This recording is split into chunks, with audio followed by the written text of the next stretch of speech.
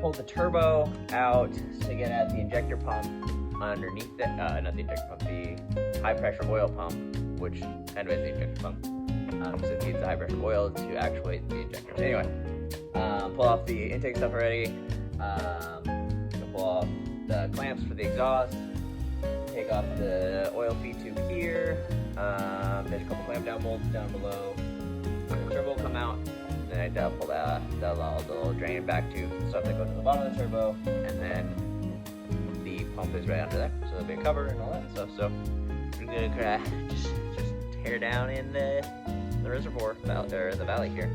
Great. All right, with some difficulty, I got that there turbo out. That's where it was, stuck on that with the drain tube sticking out there, and then the exhaust white pipe and down pipe. Yeah, ready to take off the rest. All right, with some difficulty, I finally got the IPR valve out, which was underneath everything else, which I could see and reach, but not really reach to get off, get enough leverage on there. It does look like the screen on here is torn off the edge on this side. You can kind of see it's a little bit lower than the rest. I don't know that matters. There's some little bits of stuff, presumably from that maybe I got in there when I was doing the injectors. That can cause problems if that screen fails and if it lets gunk go in there. So hopefully it didn't let anything go through, because then the injector pump gets stuff in it, then that's bad. So I don't know. The outside of this was also spinning while I was trying to move it, so now I'm worried that the sensor might need to be replaced. Which is like $200.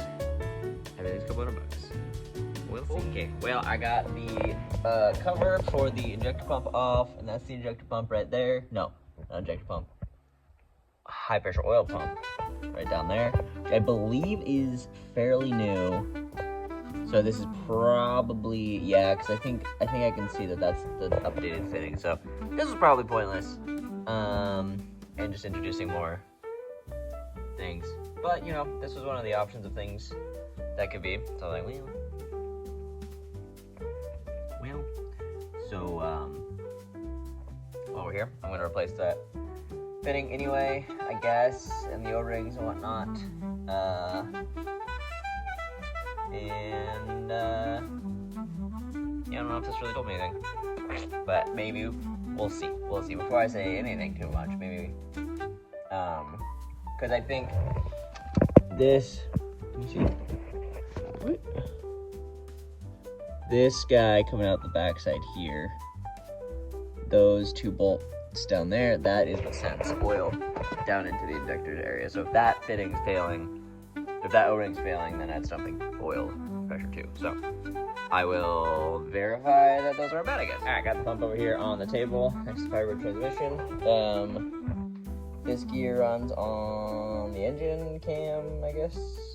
No, not the cam. Something. Probably the back cam. I don't know. Somehow runs on the engine. This here is the fitting that used to be have little pins, and then this thing would pop off, and then this is where that fitting would fail. This one's been updated already, but I figure we'll put the same one back on and replace all the rest of the gaskets and O-rings and such. And you know, hope I don't screw it up and make it worse, because that would be unfortunate. It'll be bad. Okay, so this little guy was up on top there. There's that little shiny port on top of the rusty spot. But this gasket's a little chewed up. I don't know. It was pretty well stuck on there. Just chewed up right there. It's pretty well stuck on there, so I don't know that it was leaking, but that's the only bad O-ring that I've seen so far that's messed up at all. So, hey, maybe this will. All right, we got the pump, the oil pump and the sensor and the standpipe and the bracket and all that good stuff back in there. Ready for the turbo, which is all comes here. Big turbo, bigger turbo, in fact, upgraded. Garrett, fancy, big power. I don't know how much actually. More than stock. We have definitely been here before, but I got all turbo, clamps and all that back in. And before I put the intake back on, I was just gonna run the little test, make sure that the IPR valve is still cycling, and see if I hear any big leaks. I got air running in there, probably can't hear it. But it's got a little hissing noise, and then if I touch the wire to the battery, it gets real quiet. So that's good. All back together again. We'll see if it starts. Well, I've cranked it 3 times for a bit now. Put it on the jumper's charger thingy because it's a lot of cranking. This whole dumping the high pressure oil system and then having to crank it a bunch to get it to start is it's getting old. It's getting very old. So hopefully it's the last time. Here's hoping.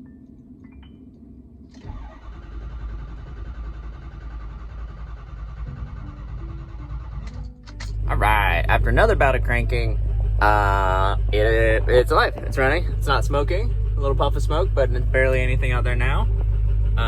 Seems to be running fine for now. So we'll see.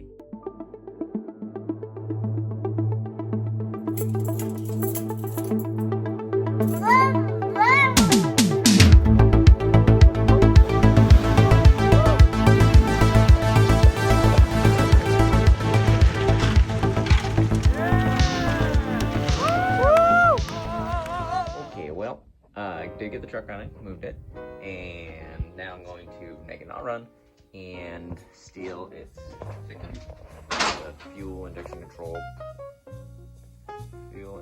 pressure control module, something like that. Anyway, and put it on the bus because the bus isn't running good, and I think it might be the FICM. It's got some low voltage on the readings, and that's basically when it means it's bad, and that can cause all sorts of weird things like hot no starts, cold no starts, hard starts, rumbling, rough, misfiring, just doing all those things. So, well, it's almost not starting. It's having a hard time starting when it's hot and cold. So we're gonna see if that works. And yeah, so we're gonna disable the truck for a little bit. All right, this here's the FICM. It was right down there. Not too bad to get. I just had the 4 bolts there. The back ones were actual bolts. The front ones were not. The front bolts were so long. It took forever to back it out, laying on my stomach onto here, but not the bus. FICM is back there behind the coolant bottle.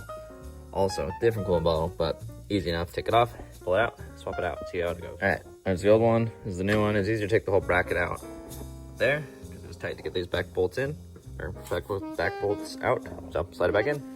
This one says it was remanufactured in November of 2013, so quite a bit older than this one that was from 2021. So, you know, it's old, and the voltage was low. You know, bus really makes the bay look a lot smaller. It really fills it out.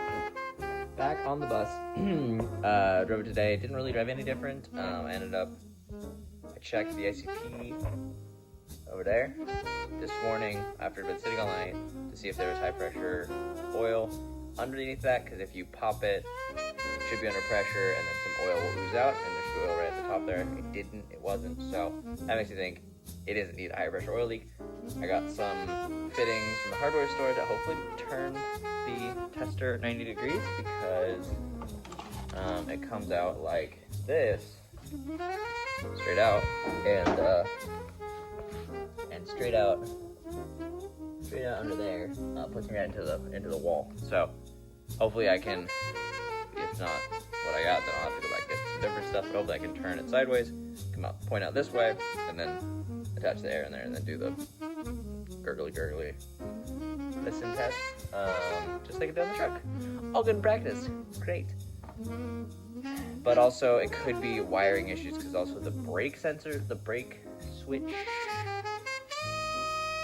something was chiming and putting on the brake light, and we got a fault code for that. We got a fault code for misfires. And the ICP voltage is also freaking out, so I'm thinking maybe it could be some wire chafing. Like I said way back in the day about I would replace the pigtail for the ICP when I replaced it in the Wilco parking lot. Did never do that. So maybe I'll look at it now. And I'm just going to kind of look at the wiring, which I can super duper see not at all, because it's all under there. Do you see the wiring? I don't see much wiring. So, I was noticing there's a ground over there on a sensor. I was like, I should probably clean up all the grounds too, because I noticed one down here underneath by the by the Pickum that looked, old and whatever. So I was like, I should probably clean all those up. So I decided to pull that out, brush those off, get a little wire wheel on them. Got another one. So this one that's down lower in there. This one here goes back into the brake controller, which is interesting. Which is also why I was interested in looking down here, because this is where the Pickum is and the brake controller and some of those things. So it's like, well, could be a bunch of bad grounds are causing weird electrical short issues, maybe, because bad ground cause all sorts of issues. So I figured, okay, a good idea at least to just eliminate the possibility. Hopefully clean up some grounds and make them gooder. So we'll see. And probably can't hurt. Peeking in the backside of the engine from the inside, all the way back in there is where the ICP is, kind of past where the shiny bit turns on the edge there. Is the backside. Doesn't make unbolting the turbo a lot easier, but I think you still need to take it forward like we did on the Powerstroke. Trying to see, there's some wires over here for the glow plug controller and some wiring looms. Really can't see a whole lot more in here than before, but I was just looking at all the wires. There's another ground I could clean up maybe. See if I see anything super oily or chafy. That's pretty oily down there. I don't really know where that goes. I think it's probably glow plugs. That's nice and hot. I don't know. But also, to replace the ICP pigtail, it's like all the way out there on this side and all the way in on the other side, so it's not really sure how one would actually pigtail that. Okay, well here's my little IPR tester contraption. Put this 90 on, matches up great. So let's see where it threads in, if it points anywhere in a direction I can actually get a fitting on still, get the hose on still. I don't know if you can quite see the brass shiny guy back there, but it's pointed straight back. It is nice and snug, so I don't know if that's gonna work. Alright, I was able to tighten that down a good bit more and get it almost pointed back this way, so that should work. This is eerily familiar. Seems like I've been here before, but can't get over it. It will be low on high pressure. The high pressure oil system will be non-pressurized, because I also swapped the ICP from this to the bus. I thought this one was working, even though the bus one is also new. It's actually newer than this one, because I replaced this one 2 years ago? At some point. Anyway, so I cracked that open. So it's gonna take a few cranks, but hopefully not too many.